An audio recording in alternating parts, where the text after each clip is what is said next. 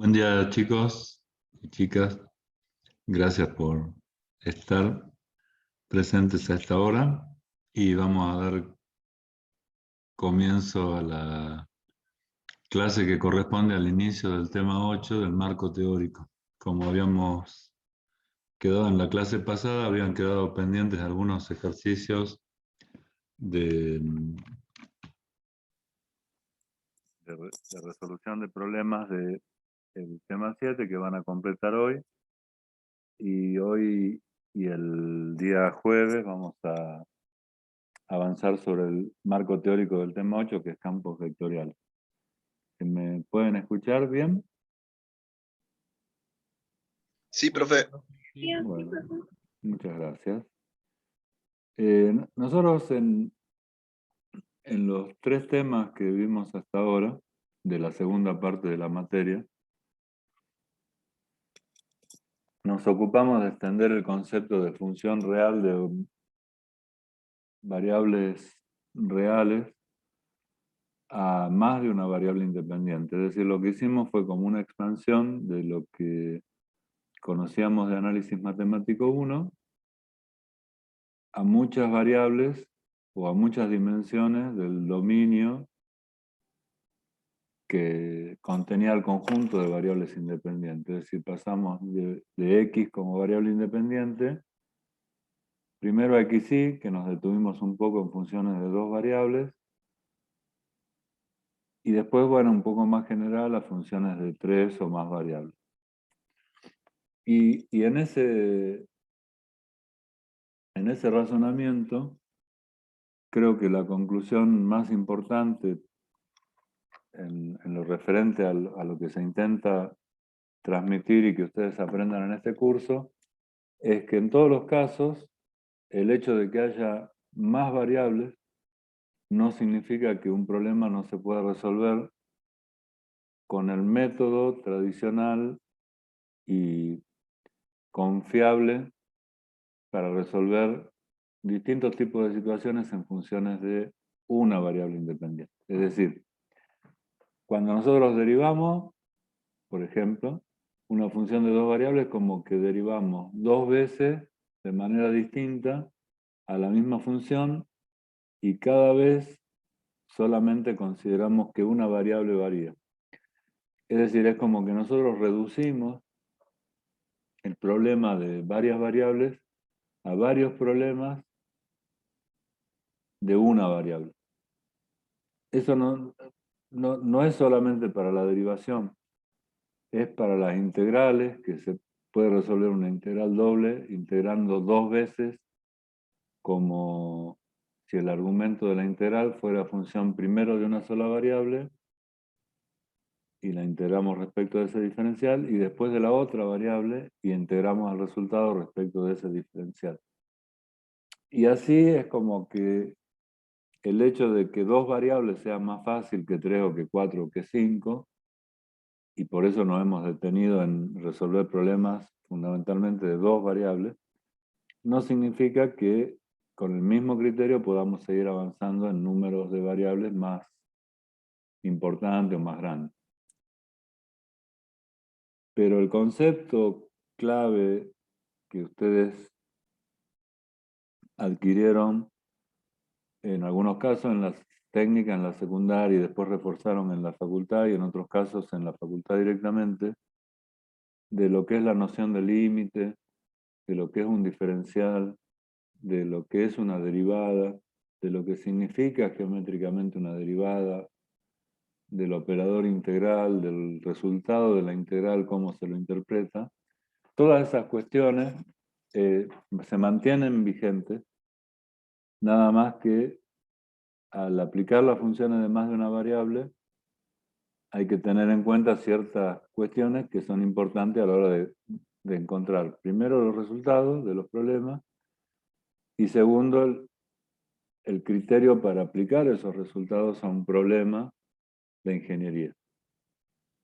Es decir, si uno usa una integral doble para calcular un volumen de un cubo de 1 metro de lado y el volumen le da 47,3, ahí, más allá de que ustedes hayan planteado el problema correctamente y hayan hecho todas las cuentas como corresponde, pusieron bien los límites de integración y demás, el hecho de que ustedes son estudiantes de ingeniería y que después van a aplicar estas herramientas en la ingeniería, también los mantiene ligados a la realidad, y por ahí sí un investigador puede obtener un resultado que no lo puede contrastar con nada porque está investigando, está generando conocimiento. Pero nosotros en el campo de la ingeniería, el resultado que obtengamos lo tenemos que comparar con algo, con lo que tengamos a mano. Por eso, cuanto más elementos de juicio tengamos para resolver un problema, la herramienta es la herramienta, puede fallar nuestro sentido común y nuestro sentido del campo de la ingeniería es lo que nos ayuda a validar de alguna manera los resultados. Bueno, ¿hasta ahí me están escuchando? Sí, profe. Bueno, hasta ahí, como les decía, que vendría a ser lo que fue del tema 5 al 7 inclusive, es como la primera parte del segundo espacio en donde nosotros trabajamos en este curso de análisis 2. Y esta segunda parte que empieza con el tema 8 y continúa con el tema 9, y después vamos a ver una introducción muy liviana, digamos, sobre el tema 10, que no es relevante para, digamos, como herramienta de ingeniería para las carreras que nosotros dictamos en la facultad, que es integrales de superficie, pero sí es importante que el concepto lo tengan, o sea, eso va a ser seguramente una clase de marco teórico. Lo que nosotros les decía, empezamos con este tema 8 es a despegarnos del campo escalar en el cálculo numérico y en el análisis matemático para introducirnos en el campo vectorial. Lo cual desde ya les anticipo que si imaginarse un cambio, digamos, de una a muchas variables era una abstracción complicada por nuestras limitaciones, digamos, como personas, digamos, pasar del mundo escalar al que estamos acostumbrados, la mayoría de nosotros, al mundo vectorial verdadero, digamos, no sea la definición de vector, sino al mundo vectorial verdadero, a los vectores que nos atraviesan en este mismo instante y que no los vemos, pasar a eso también es complicado.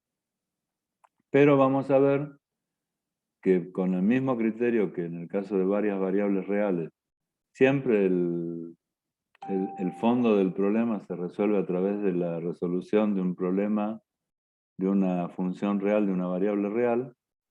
En el caso de los campos vectoriales, vamos a través de distintos mecanismos, vamos a ver que también,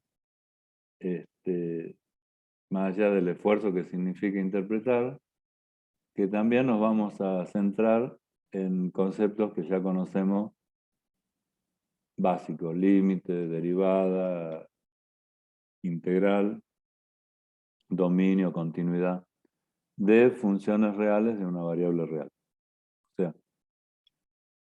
pero para que ustedes, digamos, se puedan hacer como un mapa conceptual de lo que nosotros estamos viendo, nosotros lo que estamos intentando hacer en esta materia que es análisis 2 es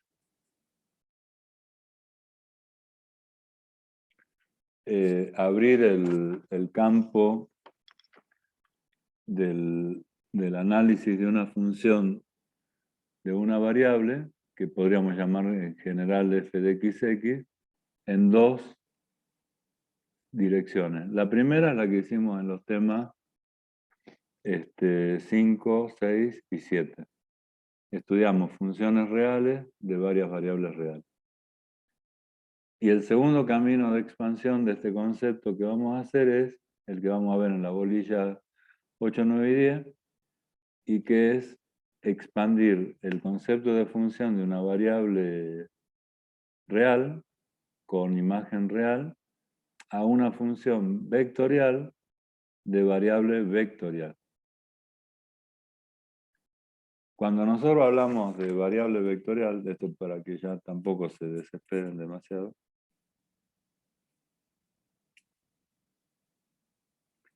en realidad lo único que estamos diciendo es que la variable acá, como la expresamos x1, x2, xn, es porque estas varias variables las queríamos resaltar su condición de números reales.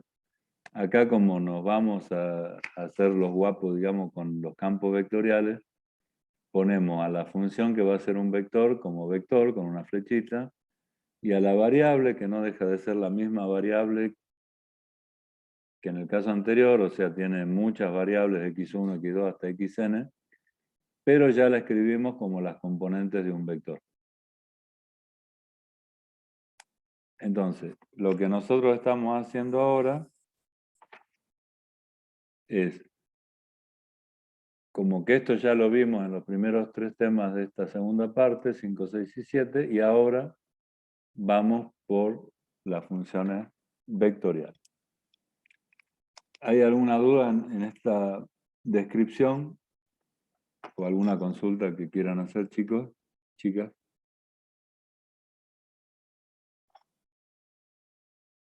No, profe. Bien. Lo primero que nosotros tendríamos que preguntarnos, antes de empezar con este tema, es si podríamos, con los conocimientos previos que tenemos en general, ¿no es cierto?, de matemática, física,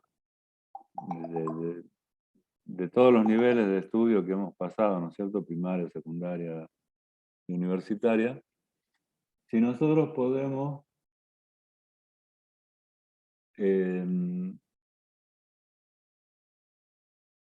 a partir del concepto de función real de una variable real,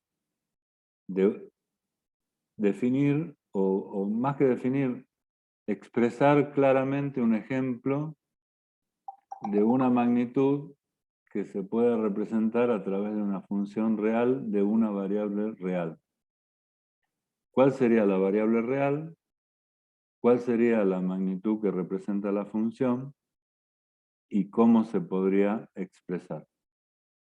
Para hacer eso, que es lo que van a hacer ustedes ahora, primero tenemos que precisar el concepto de número real. ¿Qué es un número real para ustedes?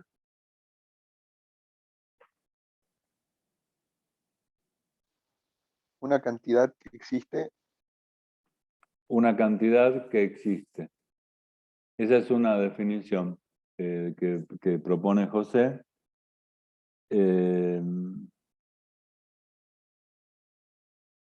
A ver, ¿algún aporte a esa definición que no contiene errores, digamos, dentro de la definición? Pero ¿se podría hacer algún aporte para precisarlo un poquito más?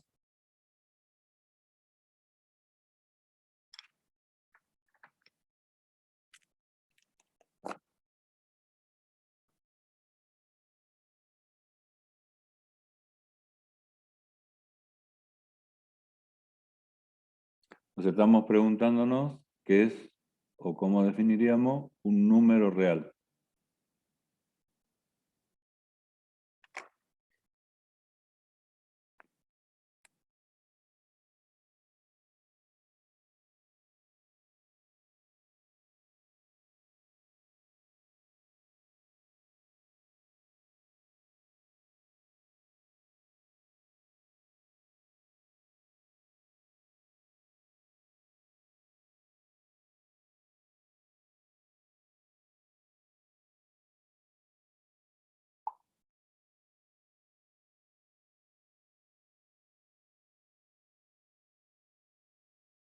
Bueno, no hay comentarios, no googlearon, no sé si pueden ustedes con la pantalla y todas esas cuestiones. A ver, yo digo número real, ¿no es cierto? Por ejemplo, en Wikipedia debe ser lo primero que aparece, ahora estoy buscando. Pues yo tampoco tengo así una definición. Podría dar una definición como la que dijo José. Es una cantidad que eso es un número real. Wikipedia dice, en matemática el conjunto de los números reales incluye tanto a los números racionales como a los números irracionales. Y en otro enfoque, trascendentes y algebraicos. La verdad que esa definición es como medio rara, digamos, porque tendríamos que definir qué son los números racionales, los irracionales. Sabemos que los números racionales surgen de un cociente de número entero y los irracionales no, bueno, pero o que son cocientes entre números que no tienen un límite en los decimales o que no se pueden expresar con quebrados, qué sé yo. Pero fíjense, hay otra definición que está en Economipedia, que me imagino que es algo de economía, y dice, los números reales son cualquier número que corresponda a un punto en la recta real y pueden clasificarse en números naturales, enteros, racionales e irracionales.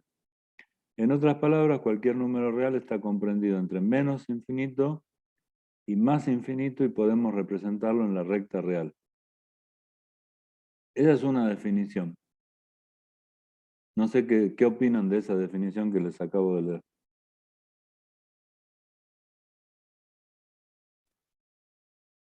Sí, profe, me parece bien. Ah, bueno. Y José, ¿vos qué decís? ¿Cómo combinarías un poco la propuesta que vos hiciste con esta última definición que es un poquito más completa? Creo, profe, que podría ser, como decía la definición de esa página, que Mm, se puede representar en la recta, mm. y bueno, relacionándolo con lo mío, que se puede contar. Bien, bien.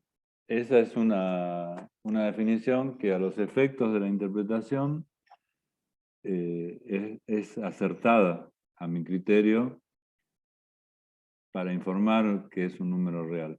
Ahora, si nosotros hablamos de una magnitud, ya, no es cierto de una fracción como un número, sino de una magnitud que se puede medir de una determinada sustancia, energía, objeto, edad, lo que sea. Un ejemplo de una magnitud que se pueda representar en su valor a través de un número real.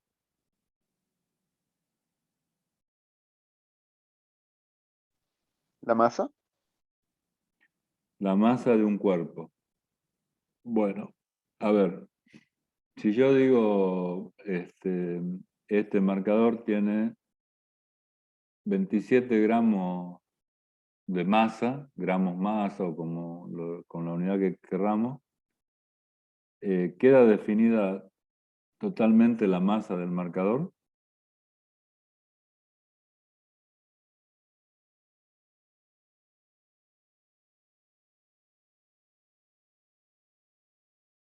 Sí, profe. Sí, Sí, queda definida porque esa masa va a ser la misma acá en la China y en la Luna también. Eh,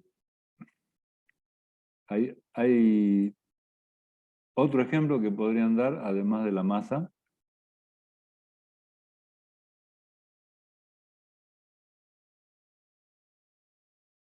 una longitud, profe. una longitud. O sea, por ejemplo, si yo digo el alto de la pantalla de mi celular mide 14 centímetros, está claro lo que estoy diciendo, porque no hay otra posibilidad de que se interprete de otra manera. Porque estoy definiendo qué es lo que estamos midiendo con ese número real, digamos, que en este caso es 14, y es la altura de la pantalla del celular que yo estoy viendo, supongamos.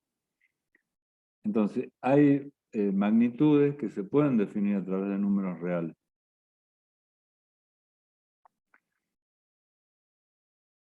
Y hay funciones que dependen de variables reales y que su imagen o resultado también es un número real.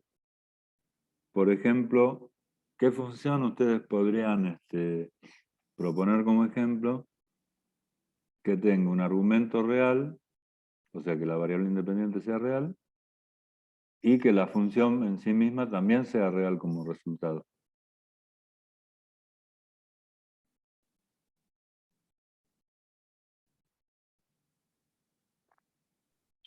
Y igual a X puede ser, profe.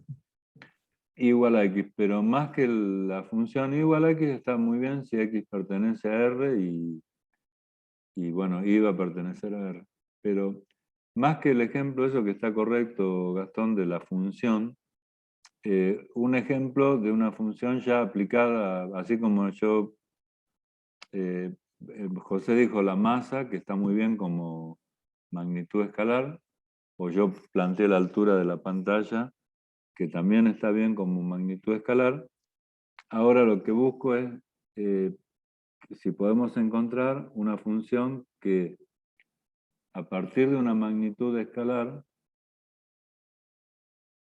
haciendo la transferencia por la función, nos dé como resultado el valor de una función y que ese valor sea escalar, pero no la forma de la función igual a x, sino cuál sería la magnitud que nosotros medimos en la variable independiente y cuál sería la magnitud que nosotros obtenemos en el resultado de la función. Ejemplo, ¿no es cierto? No que resuelva ningún problema ni expresen una ecuación.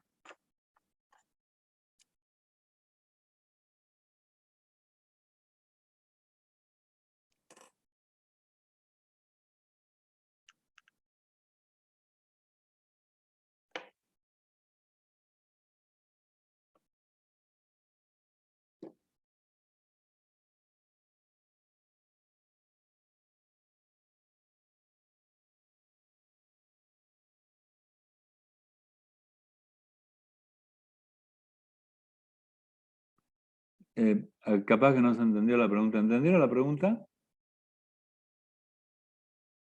Sí, profe. Bien. Entonces, vamos chicos,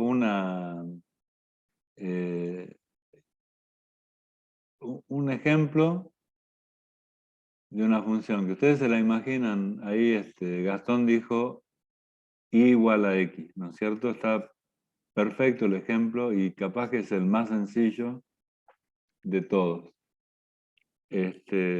Por supuesto que funciones puede haber millones, infinitas formas.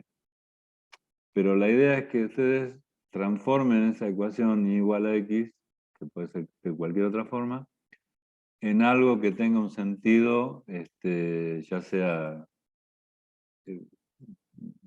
matemático, químico, físico, social, económico, lo que sea, pero que sea una sola variable independiente real y la función también real.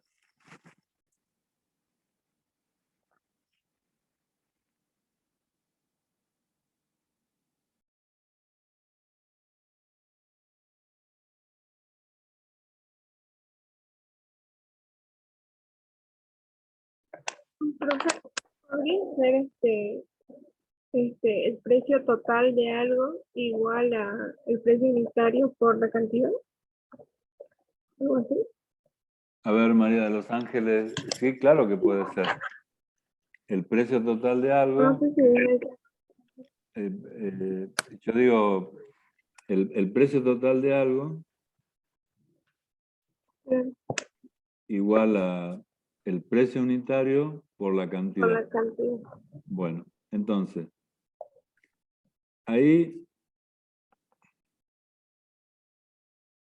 nosotros, María de los Ángeles, lo que tenemos que analizar para definir, o no para definir, sino para perfeccionar la interpretación de tu ejemplo, es lo siguiente.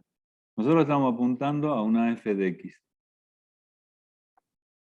vos ponés como f de x el precio total de una compra, digamos, en donde estableces dos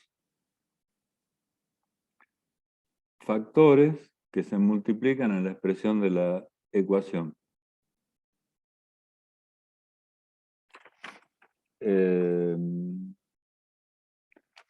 Yo acá voy a usar cualquier tipo de denominación, María de los Ángeles, como para que podamos trabajar juntos. Digamos, el precio total de una compra sería el precio unitario por, ¿qué puse? La cantidad de los elementos que estamos comprando. Supongamos, si compramos 5 alfajores, el precio unitario es 80 pesos, multiplicado por 5, 400 mangos, ¿no? 8 alfajores. No, 5 alfajores. ¡Qué bárbaro! Bueno, sacando del lado ese de consideración que no viene al caso. Nosotros tenemos que tener en cuenta que estamos hablando de una función real de una sola variable. Acá el precio total es un número real, por la definición que dio José y la que completamos con Internet. El precio unitario, también por la misma definición que dio José, podríamos clasificarlo como un número real, 32 pesos. El número 32 define completamente el precio, u 80 pesos, ¿no es cierto? Lo que sea. Y la cantidad también es una magnitud que se mide a través de un número real que está en el campo del eje de las X.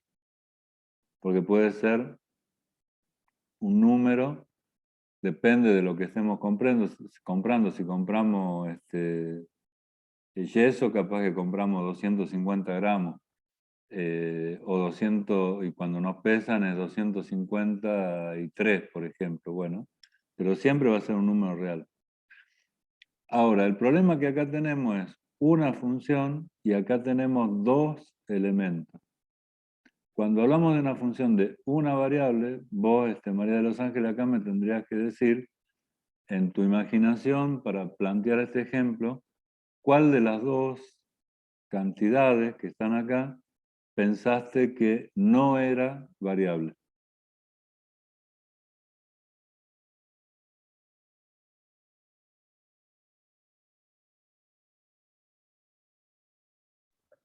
Mm, no pensé con eso, pero creo que podría ser la cantidad, podría ser una constante. Bueno, suponete que vos pones la cantidad como constante. Todo puede ser porque estamos en el campo de los ejemplos, digamos. No le estamos haciendo daño a nadie en absoluto, así que está todo bien.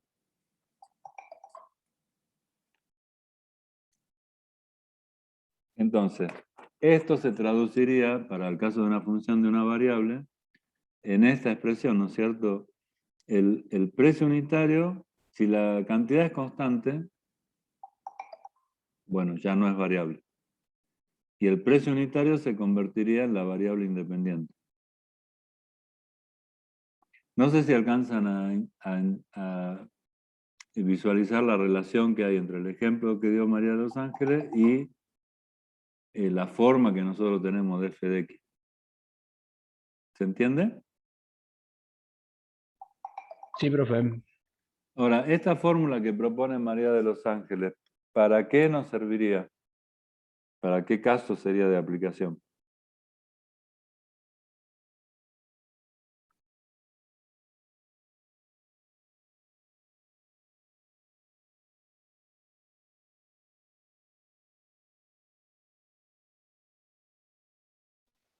Para cuando uno quiere comprar una cantidad determinada de un mismo producto.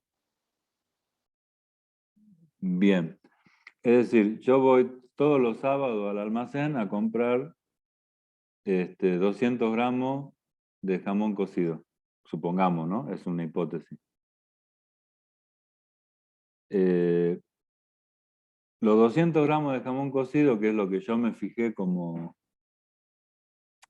parámetro para alimentarme, no lo voy a cambiar mientras no defina otro parámetro. Eso va a ser la constante que propone María de los Ángeles, o que ahora decía José. ¿Se entiende ese razonamiento?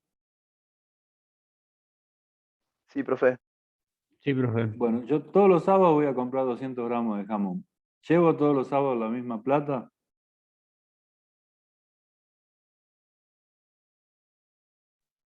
No. No.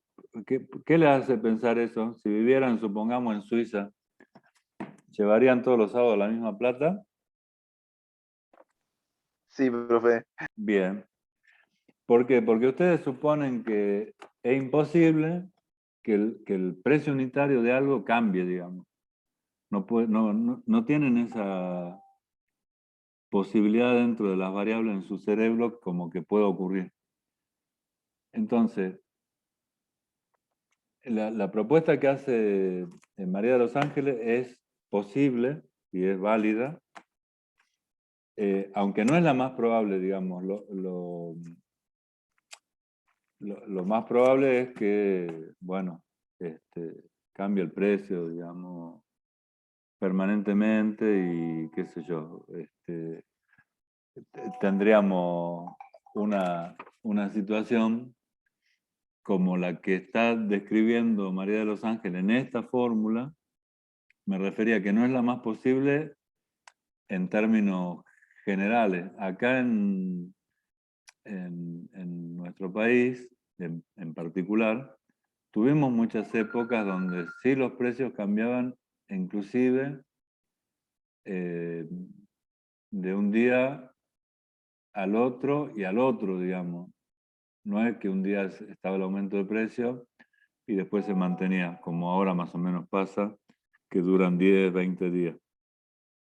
Hubo épocas en que los precios eran tan variables que, bueno, nosotros entendimos, los que vivimos acá, que los precios no pueden no ser constantes. Entonces, lo más razonable, más allá de esta fórmula, podría ser que el precio lo fijáramos como constante y la cantidad fuera nuestra variable. Entonces, si un día queremos comprar 250 gramos de jamón cocido, llevaremos el 25% más de plata. Y vamos a pagar exacto, digamos. Más allá de la interpretación vinculada con un problema real, el esquema de precio por cantidad no entra en una función de una sola variable independiente a menos que una de estas dos sea constante. Cuando nosotros le ponemos una letra precio unitario o cantidad a una magnitud y la definimos a través de un número real, es muy difícil entender que esa magnitud va a permanecer constante. Porque si le asignamos un nombre, velocidad, temperatura, no sé, cantidad de movimiento, caudal de un fluido, cantidad de electricidad o de energía eléctrica, para decir mejor, que se consume por día en una casa. Cuando uno habla de una asignación de una letra o de una inicial o de una sigla a una cantidad es porque la considera variable. Es muy difícil imaginarse que el precio unitario o la cantidad no van a variar. Entonces, cuando nosotros hablamos de una función de una variable, tiene que quedar claro que nosotros estamos refiriéndonos a un problema en donde claramente hay una cantidad que varía y una a la que esa cantidad que varía la afecta.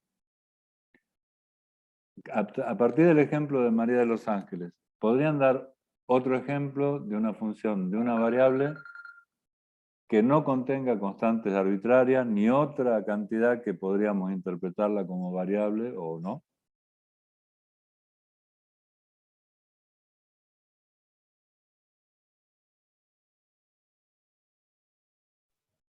¿Podría ser la masa de un cuerpo en función de la longitud? A ver. A ver, no me parece muy, pero a mí no me parece muy directo el ejemplo. Masa.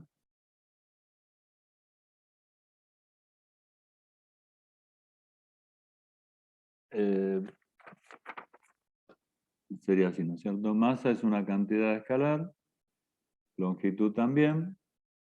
Entonces, a medida que cambia la longitud, cambia la masa. ¿Para qué aplicaríamos esta fórmula? Masa igual a una cantidad constante por la longitud o dividido la longitud o como se quiera relacionar. No, vos no contesté, Gastón, por favor, porque vos propusiste la idea. Los otros chicos y chicas que están, ¿qué les parece? ¿Qué onda con esto de masa igual a una función de la longitud? ¿En dónde lo podrían aplicar?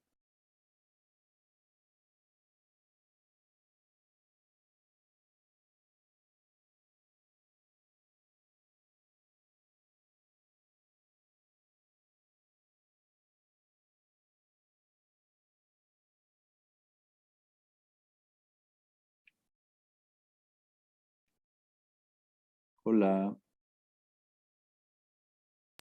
Puede ser, profe, por ejemplo, cuando en una barra de hierro, mientras más larga, bueno, más masa, obviamente.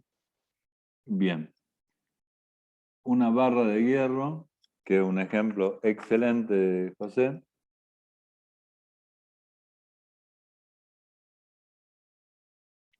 ¿Qué sería esto, digamos así?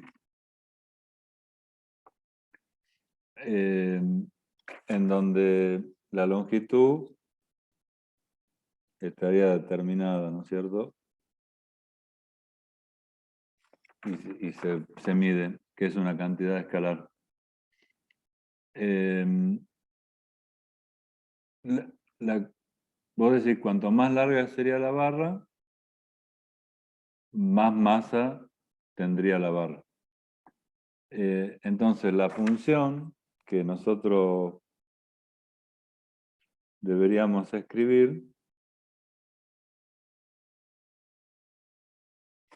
sería algo así, donde claramente K sería una constante, ¿no?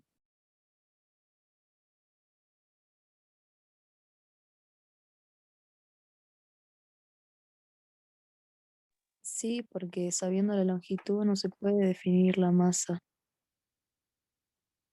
A ver cómo, Julieta, perdón, sabiendo la Con, longitud, solo con la longitud no se puede obtener la masa, por eso es que agrega la constante, bien. creo. No, está correcto, Julieta. Ahora, como decimos claramente, la barra, digamos, no tiene la longitud como única dimensión, porque la longitud sola es un ente que no existe físicamente. Esa constante que tiene que incluir para que el resultado de multiplicar esa constante por la longitud nos dé la masa. ¿Qué tiene que considerar esa constante? Más como el volumen podría ser. A ver, vamos avanzando. Puede ser, profe, una densidad lineal. Vamos a combinar. Julieta dice volumen y vos, José, densidad lineal.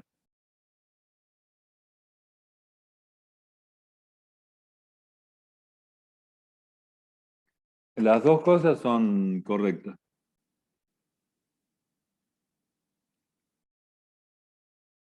No es lo mismo que esta barra tenga de diámetro 1 centímetro que 1 metro, digamos, para el valor de m. De manera que eso que da cuenta del volumen, como dice Julieta, tiene que estar puesto en la constante para esta barra. Y tampoco es lo mismo que la barra sea de plástico, de hierro o de plomo, digamos.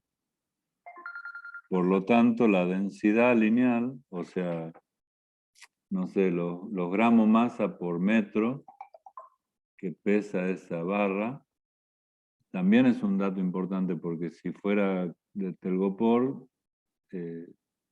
sería una y después otra. ¿Se entiende esa parte?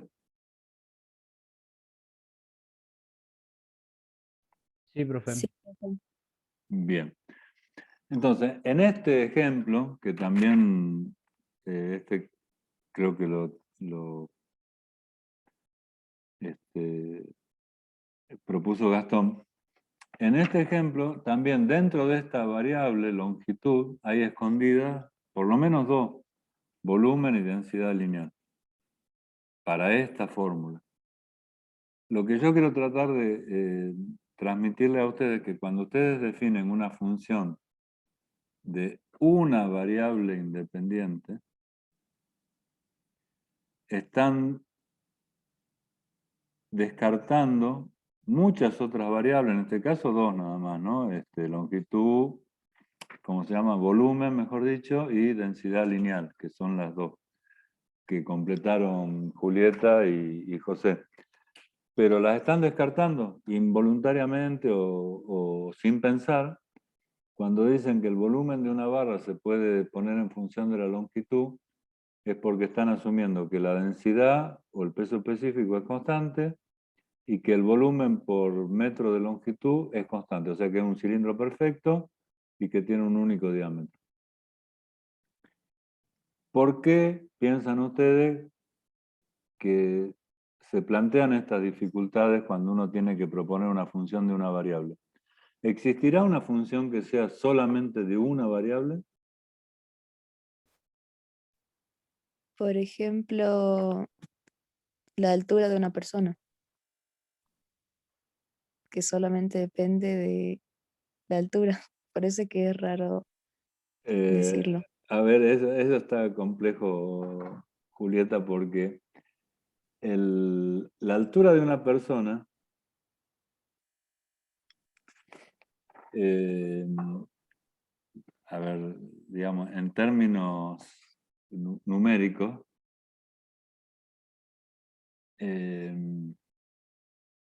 vos la medís, pero no depende de la altura, porque la altura sería la función, digamos, el resultado de la función.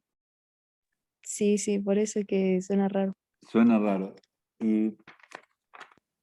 Pero, a ver, ¿podrías poner la altura en función del DNI? No, ¿Por qué? porque no tienen nada que ver. No, bueno, pero a ver, ¿por, ¿por qué Porque no el, tiene D- nada que ver? porque el DNI no se puede medir.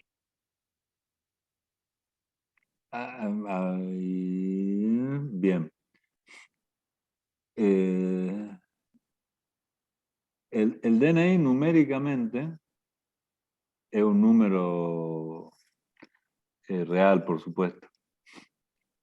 Si nosotros queremos encontrar una fórmula matemática que vincule el DNI con la altura, sería raro. Por ejemplo, yo tengo DNI 11 millones y ustedes tienen DNI por lo general ya a esta altura entre 40 millones, por decir un número redondo.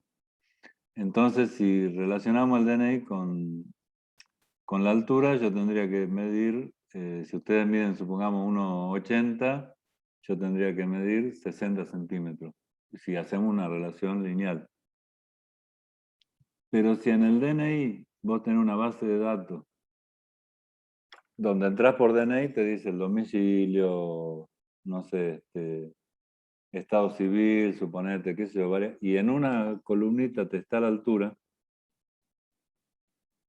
No sé si me explico a dónde estoy yendo. Sí, sí. Sí, profe.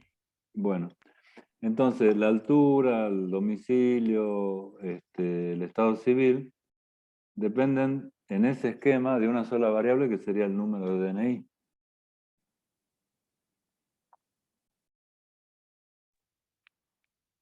Y también podemos encontrar una relación.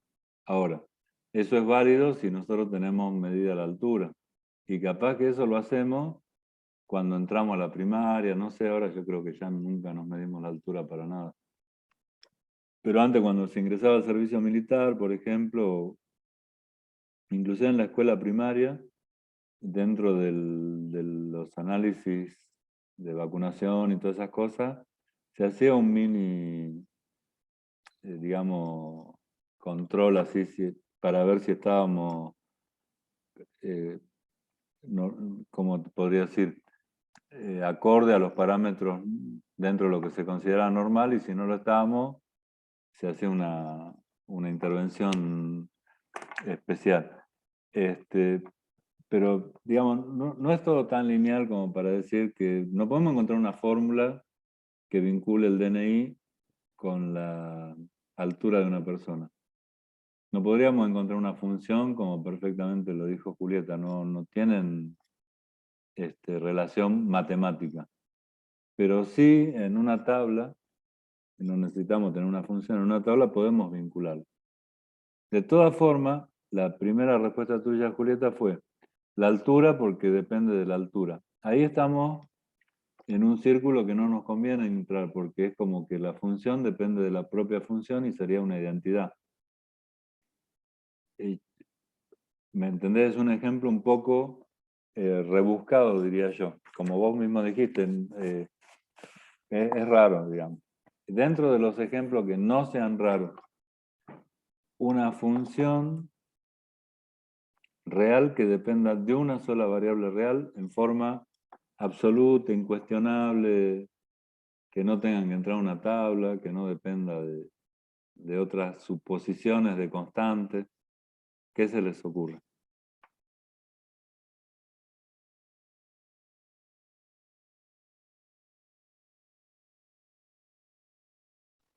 ¿Puede ser, profe, el cambio de una fecha con respecto al paso del tiempo?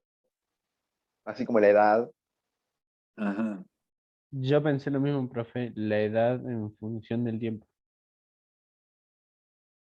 Bien. Ahí claramente el único factor que te cambia la edad es la variación del tiempo. Si el tiempo no varía, la edad permanece constante. Si el tiempo aumenta, la edad aumenta. Si el tiempo disminuye, la edad disminuye. Entonces, si en un eje nosotros tenemos el tiempo medido en años, supongamos, ¿no es cierto? Y en otro eje la edad medida en años.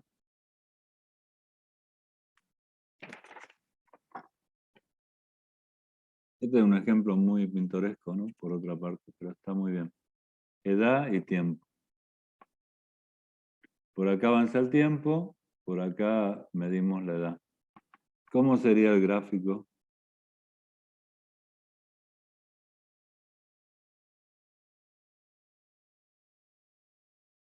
Sería Lineal, una profe. recta. Sería una recta. Esa recta, ¿qué inclinación va a tener? Supongamos que las escalas sean equivalentes, ¿no? Una raya es un año y en el otro eje también una raya es un año. Escala equivalente. ¿La recta qué ángulo tendría? 45. 45. 45. Y dependerá de qué tiempo empecemos, por dónde pasa la línea. Si justo empezamos a medir el año que nosotros nacimos, acá empieza. Ahora, si empezamos a medir hoy y yo parto ponerle de 66, es como distinto, porque para el tiempo igual a 0, yo partiría de este punto que está acá. Y después sí subiría a 45 grados. Pero otro chico que nazca hoy, empieza por acá. Y la única variable que afecta la función es el transcurso del tiempo. Eso está como ejemplo, digamos, está muy claro. Y aunque parezca mentira, volvimos a Gastón, a la función y igual a x. Donde lo único que cambia acá es que podría haber más una constante, por ejemplo, en el caso de todos nosotros, la edad que tenemos hoy, si empezamos a contar de hoy. Ahora, si contamos desde, no sé, desde 1900, empezaremos de números negativos y hasta que nacemos, que pasa por el origen, por el cero. Digamos. Esa es una función real de una variable real. Es un ejemplo que es totalmente aplicable, y como ese ejemplo hay muchos ejemplos. Lo que pasa es que creo que el razonamiento que se hizo en esta parte de la clase fue, Julieta tiró la altura y uno avanza sobre las propiedades de una persona, digamos, que en este caso saltó la edad. Nosotros estamos muy condicionados por el razonamiento lógico, y a veces el pensamiento lateral también ayuda a encontrar otros caminos para resolver problemas. Eso es, digamos, muy típico en las carreras de ingeniería. El pensamiento lógico nos guía por un camino seguro y que nos lleva a una meta, y rompemos todos los obstáculos que se nos presenten porque la tenemos clara.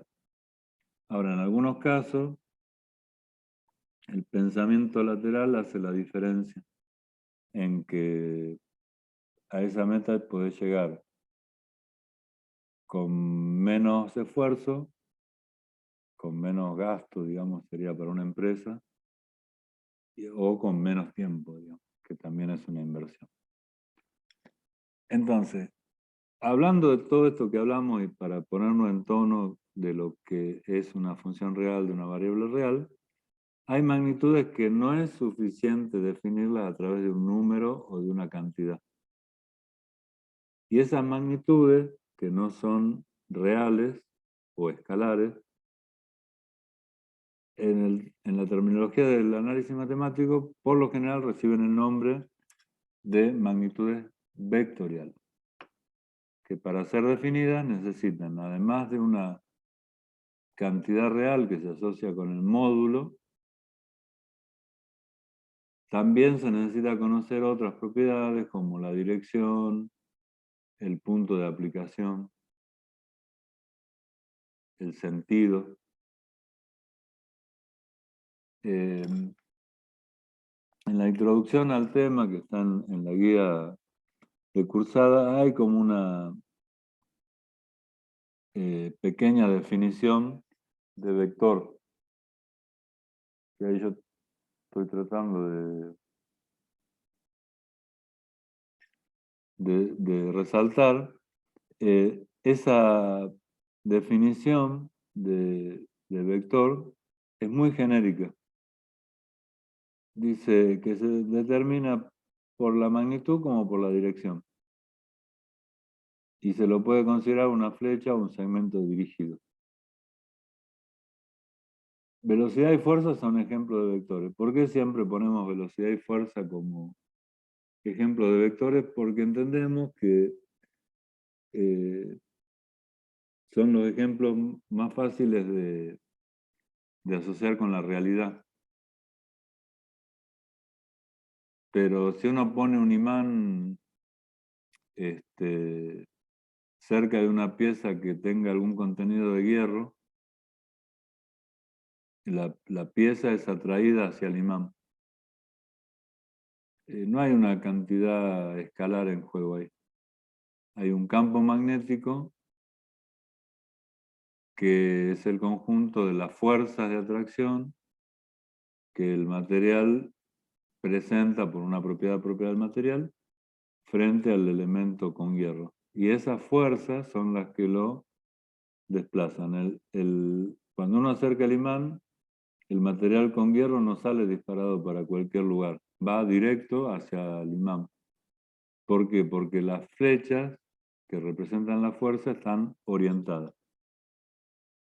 Esas son magnitudes vectoriales. Además de velocidad y fuerza, ¿se les ocurre otra? Cantidad de movimiento lineal, aceleración, gravedad. Aceleración está muy bien. Aceleración está muy bien, Julieta, porque es claramente un vector. Comentame un poquito lo de la cantidad de movimiento lineal. Es un vector que es igual a la masa por la velocidad. Bien. La velocidad es vectorial. La masa es un escalar, digamos, por propiedades. Entonces, cuando a un vector uno lo multiplica por un escalar, el resultado también es otra magnitud que se mide con vectores. No es lo mismo tener una cantidad de movimiento que te va a hacer estrellar contra una pared que tener una cantidad de movimiento que te va a permitir seguir caminando por la vereda. Por más que sea la misma cantidad de movimiento, o sea, en módulo, lo que cambia ahí es el vector. Hay que tener en cuenta que como vamos a trabajar con magnitudes vectoriales en los próximos 3 temas, en las próximas 6 clases más o menos, tenemos que recordar un poquito esto que dice acá, los conocimientos previos. No es nada del otro mundo, pero norma de un vector o módulo, norma de un vector cuando aparezca escrito en la guía, módulo es lo mismo. Los cosenos directores son los cosenos de los ángulos que el vector forma con el sistema de representación que nosotros utilicemos. Producto interior, o sea, como operación vectorial, que son dos vectores perpendiculares u ortogonales, que es el producto vectorial y el triple producto escalar. El triple producto escalar, no se preocupen ni se alteren por eso que dice ahí, porque lo que más vamos a usar es el producto interior, que acá dice producto interior, pero es producto escalar. O interior, que es lo mismo, ¿no es cierto? Por supuesto.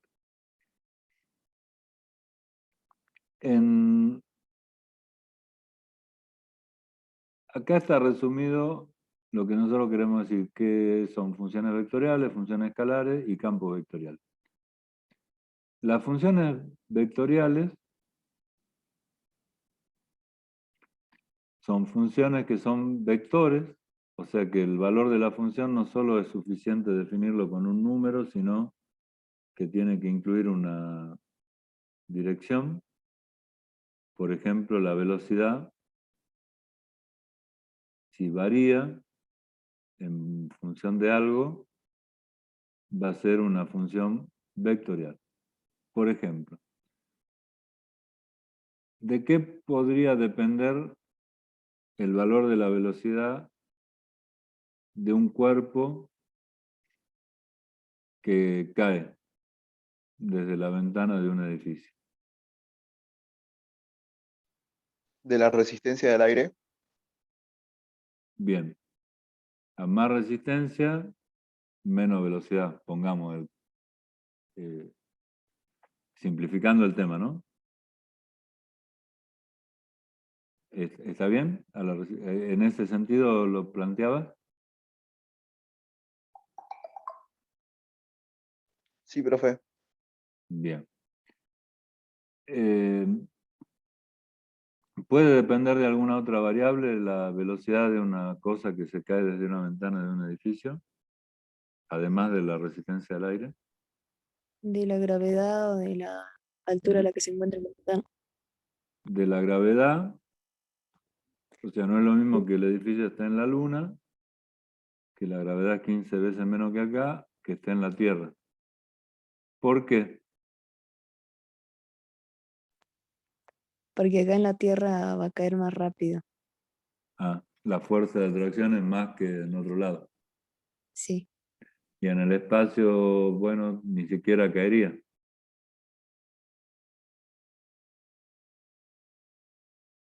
O sea, si uno tiene un edificio en el espacio, en una estación espacial, supongamos con forma de edificio, aunque es difícil de imaginar, pero supongamos. Total, tienen formas raras. O sea, un edificio como como el de los tribunales, es una nave espacial y está en el espacio. Un empleado se asoma del piso número 12 y salta. ¿Se cae?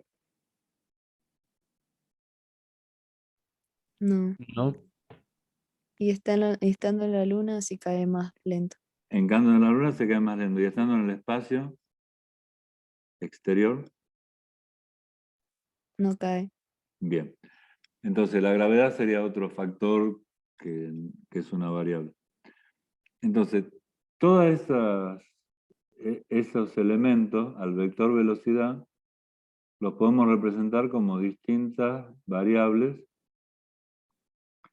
que en algunos casos pueden ser vectoriales o en otro caso escalares. Cada una de esas variables, si la variable es vectorial, como acá dice P,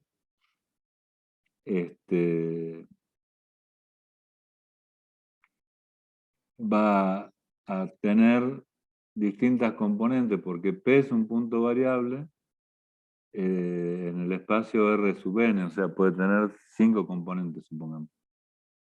Entonces un componente puede ser la gravedad, otro componente puede ser la resistencia del aire, otro componente. Y dentro de la gravedad podemos encontrar el módulo de la gravedad y llegar hasta el fondo de la cuestión, que sería encontrar un número real para ponerlo como, como argumento de la función. Pero lo importante es que nosotros vamos a obtener un vector a través de una transformación que convierte variables reales en una función vectorial. Y esa es la definición de función vectorial. Nosotros las funciones escalares ya las vimos, pero las funciones vectoriales no. Una función vectorial define un campo vectorial. Eso es como una, digamos, afirmación que en realidad es sinónimo. Hablar de función vectorial o de campo vectorial es exactamente lo mismo. Porque una función variable, cuando nosotros tenemos una función variable en el caso de las funciones reales de variables reales, ya sea de una variable o de muchas variables, lo que vamos a tener es una línea, o lo que vamos a tener, para no hacer demasiados ejemplos, es una superficie como función, si es de dos variables en este caso. Ahora, cuando lo que varía es un vector,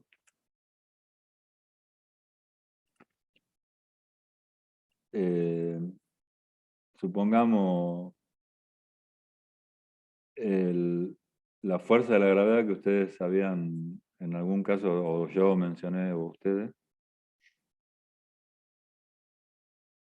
Si nosotros quisiéramos dibujar la función fuerza de la gravedad y esta fuese la Tierra, la fuerza de la gravedad acá en Jujuy, bueno, tendrá este vector en esta dirección. Pero supongamos en Salta, o acá, no sé, capaz que ya estamos en el Océano Pacífico, ponele. En el Océano Pacífico tendrá esta. Si nosotros nos alejamos un poquito de la superficie, en la misma posición de la Tierra, pero más arriba, capaz que la atracción de la gravedad es una fuerza menor que la que es en la superficie terrestre. Y si nos acercamos al centro de la Tierra, la fuerza va a ser mayor. Todas esas flechas son los valores que toma la función vectorial gravedad en función de la posición tridimensional en el espacio. O sea, no hay una gráfica que es una curva, una superficie o un sólido, digamos. Es una gráfica que incluye a todos los vectores que forman la imagen de la función vectorial. Ahí necesitaría saber si se entendió este último ejemplo, muy precario, digamos, de lo que es una función vectorial.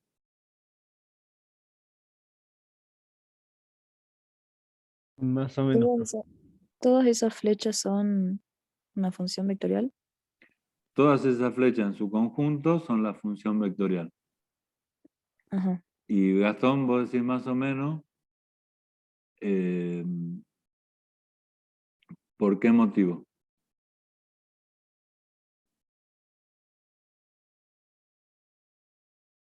No, también tenía la misma duda si todo eso representaba como la imagen de la función. Claro. En el caso de la función de una variable, nosotros podemos representar un continuo de puntos, porque f de x, para cada valor de x, vale un valor real. Entonces, como el conjunto de los reales es un conjunto continuo, no nos olvidemos que la función de x en realidad se mide en el eje de la y. No se mide en otra parte. Después que la grafiquemos trasladándola para hacerla coincidir con x, es una forma de visualizar. Pero esto es un continuo. Ahora, supongamos que, para dar un ejemplo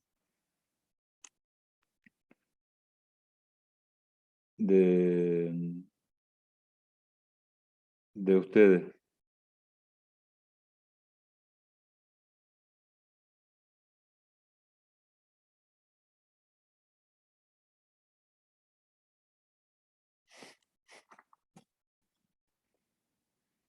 tienen un carrito y lo tienen que llevar hasta acá.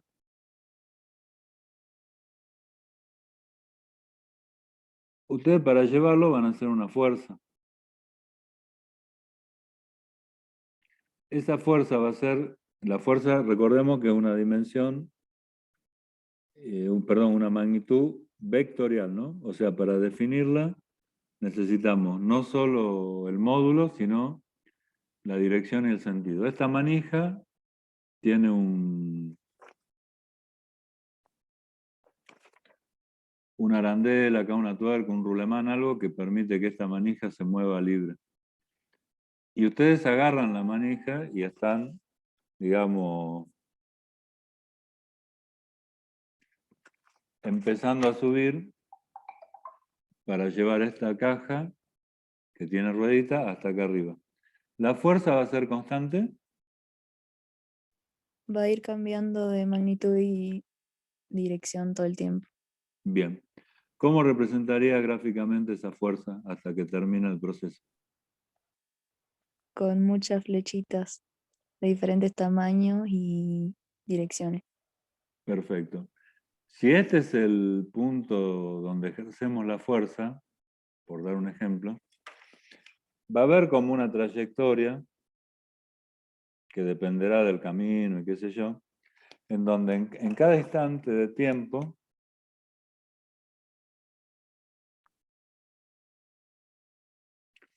esa flechita va a cambiar. Probablemente cambie no solo el módulo, sino también la dirección, porque capaz que cuando nosotros la arrastramos, si las ruedas no son muy duras, hacemos en el límite que fuera sobre una pista de hielo, haríamos 0 fuerza. O sea, empujamos, o sea, arrastramos, tiramos y no nos cuesta ningún esfuerzo mover el carrito si es una pista de hielo. Pero cuando empezamos a subir, la fuerza va a ir cambiando. Hasta que llega un momento que se vuelve a achicar. Eso que vos decís, Julieta, de la continuidad de la flechita, sería en este caso el campo vectorial. Pero no son 4 nada más, como yo dibujé. ¿Cuántas serían? Infinito. ¿Infinitas? Claro, infinitas. Lo que pasa es que a diferencia de la gráfica de una función, que son infinitos puntos, acá lo que tenemos son infinitos vectores en cada punto, que bueno, acá lo dibujé para cualquier lado, pero en el caso de la flecha irían todos más o menos ordenaditos. Si se trata de un campo vectorial porque responde a una función. Entonces, en el dibujo ese, las flechas están representando un campo vectorial que son los vientos a una determinada altura sobre la superficie terrestre.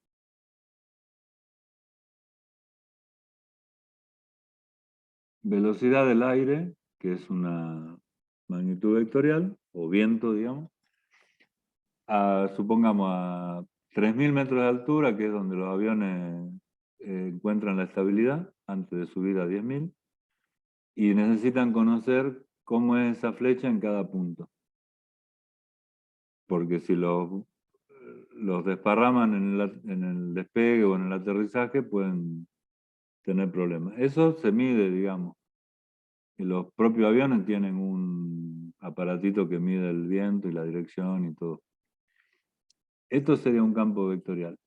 Esto, que está acá, que es una cañería muy rara, imagínense que es una cañería hueca que tiene esta forma. Viene un cañito, después de repente se ensancha como con una,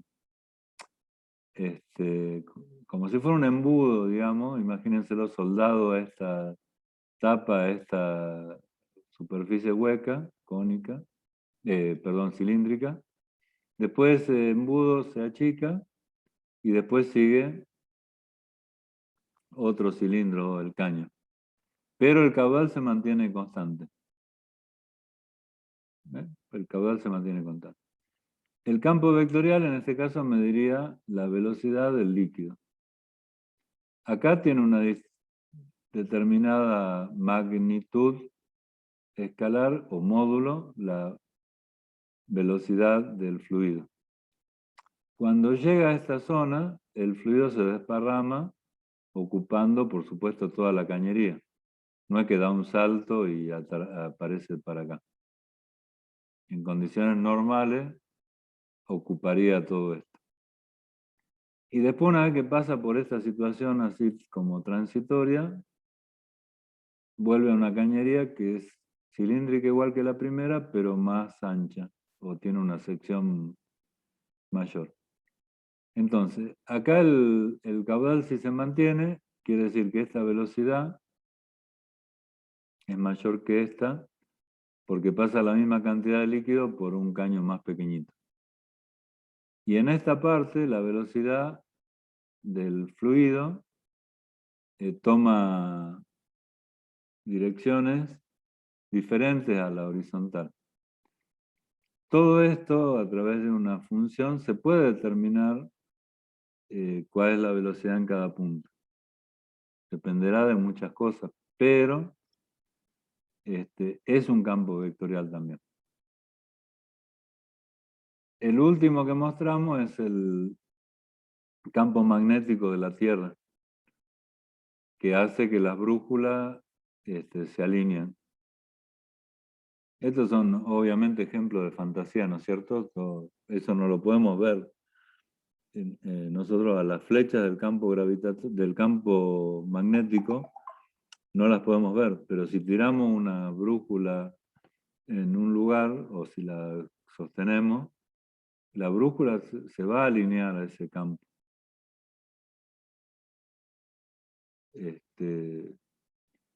Quiere decir que hay, digamos, existe realmente más allá de que nuestros ojos no lo puedan ver. En este caso del campo magnético es muy difícil de visualizar, es más, pensamos que no existe. Lo damos por hecho que no tenemos en cuenta la existencia. En el caso del flujo de un fluido es más fácil de visualizar porque uno cuando abre la canilla y llena un vaso, ve que como que de la canilla sale rápido el agua y en el vaso se llena más despacito. No sé si me expliqué bien. O sea, la velocidad, los vectores que caen de la canilla serían como más largos de los vectores que suben por el vaso. ¿Se entendió Sí, o se no? entiende. ¿Sí? Sí, sí. Sí, Y profe. es una velocidad que en un lado tiene un sentido y en el otro lado tiene otro sentido diferente. Pero ahí hay un campo vectorial en juego y que encima cambia de dirección así a 180 grados. Pero el proceso, se puede calcular la velocidad del fluido. Si yo conozco el caudal de la alimentación de agua de la casa, el tamaño del diámetro de la canilla y el diámetro del vaso, uno podría determinar cuál es la velocidad de ascenso, cuánto tarda en llenar un vaso, lo puedes sacar por el volumen o lo puedes sacar por la velocidad de la canilla. Vos podés tener dos caños iguales o dos canillas iguales, pero si la alimentación de agua tiene distintos caudales, el mismo vaso va a tardar más tiempo en llenarse que el otro. Y lo que están jugando ahí son vectores. Y en este caso, el de los vientos, es muy parecido al agua porque son fluidos que están en juego. O sea, es fácil imaginarse que hay vectores en movimiento. Ahora, por ejemplo, en el caso del aire y de la velocidad del viento, ¿dependerá de algún factor la velocidad y la dirección del viento o no?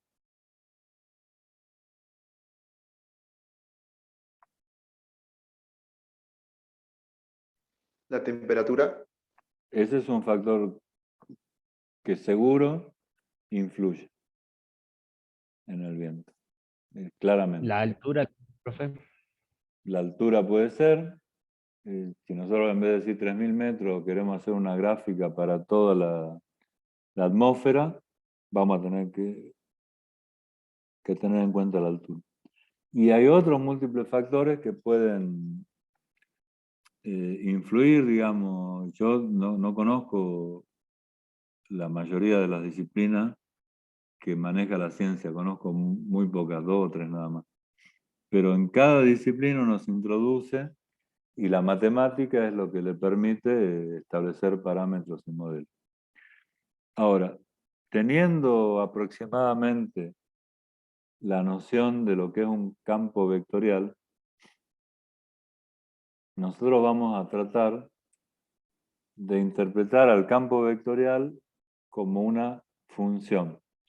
Es decir, acá voy a tratar de hacer un ejemplo como para que ustedes concreticen esta imagen que yo les estoy dando muy abstracta.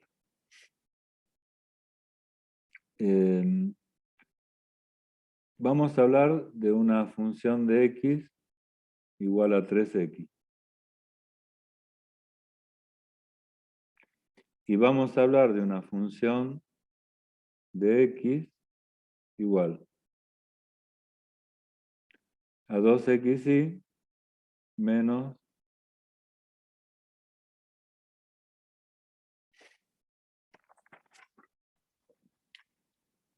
una función de x escalar, función real de una variable real, igual a 3x. Con esta no tenemos mayores dudas, digamos, la podemos dibujar inclusive. Para x igual a 5, esto vale 15 y ya está.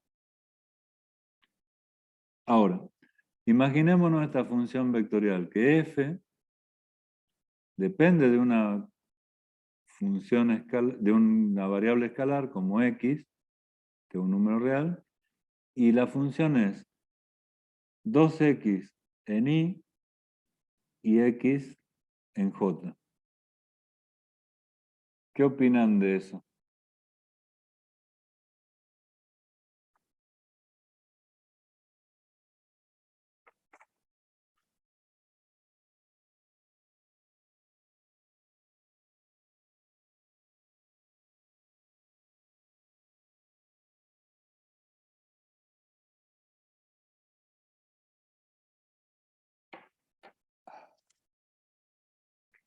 ¿Qué opinan de esta función? ¿Cómo la ven dibujada? A f de x con respecto a x. Acá era, ay, yo no puse nada, perdón. F de x y x. en la primera que es la escalar. Esta es una función vectorial. ¿Por qué?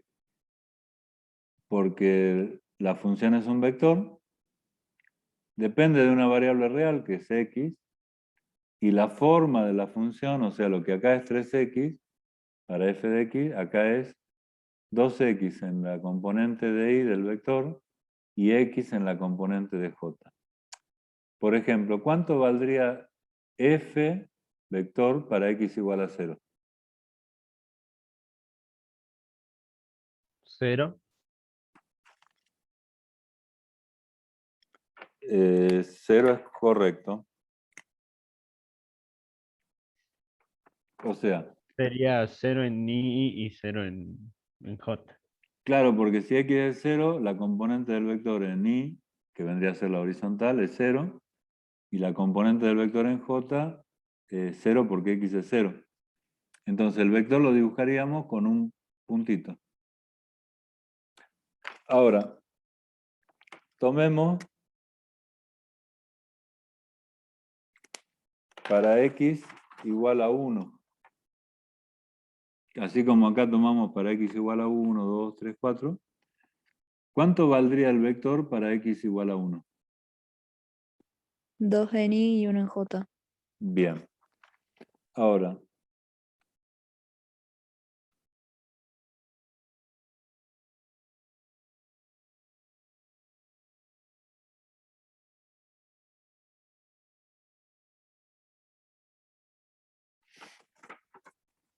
por lo que dice Julieta, nosotros podríamos escribirlo así, 2 en i porque x vale 1 y j en j porque x vale 1.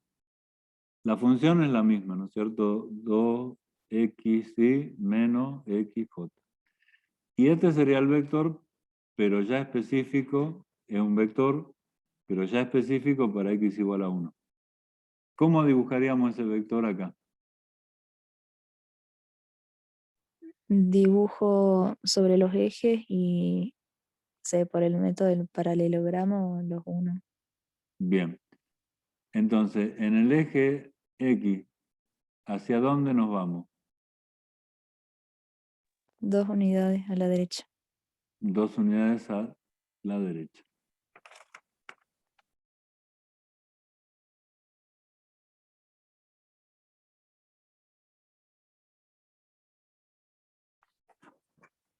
Algo así. Que sería este 2 que está acá, ¿no es cierto?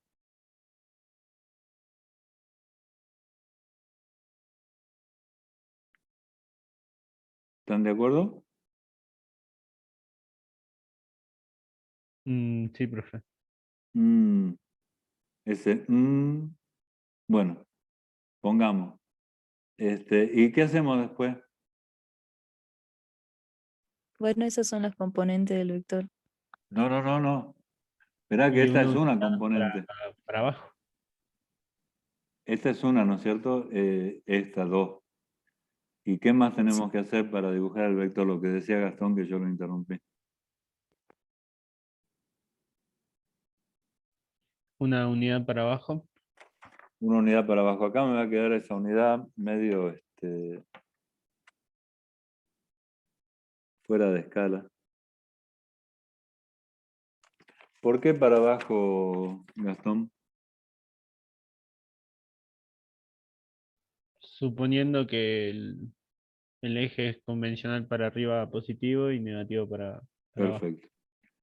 Y vos, Julieta, decía de la regla del paralelogramo. Nosotros tenemos este punto, que sería como el extremo del vector, y este punto que sería el origen del vector.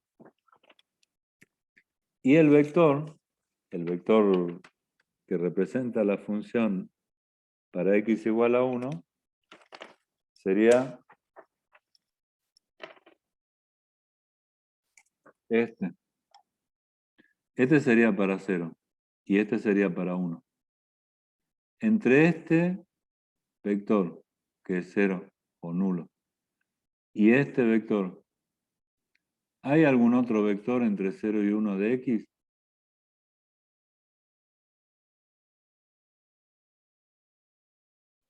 Infinitos vectores, profe. Infinitos vectores. ¿Que cómo se los imaginan?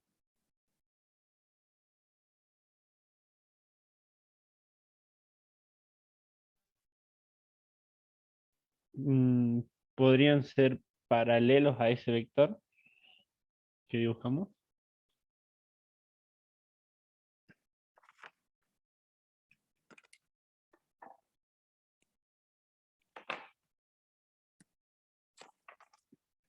Si fuesen paralelos a ese vector que dibujamos,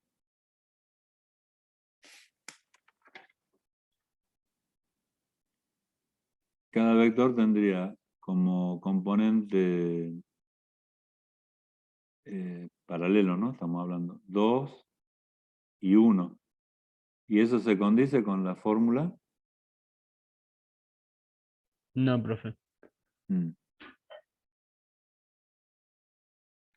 Entonces, como x es continuo, fíjense que x para pasar de 0 a menos 1, que es el menos que está acá, pasó por diferentes valores, desde acá hasta acá.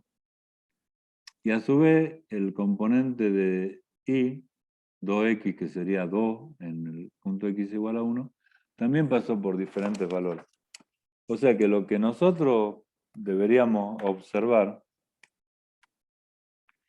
es como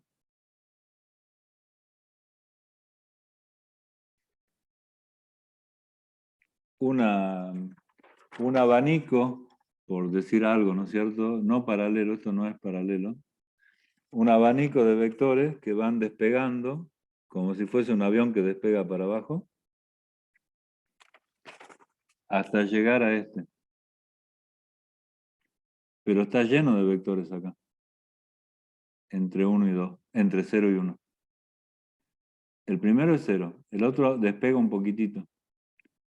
Un poquitito en x, el doble que en y en valor absoluto, por el 2, y se baja un poquitito. Después avanza más en x, baja un poco, hasta que llega a esta. Y después si nosotros dibujaríamos toda la función, nos daría algo, no sé, es muy complicado representar el gráfico, pero tendríamos que ver algo así, representando algunos puntos nada más, ¿no?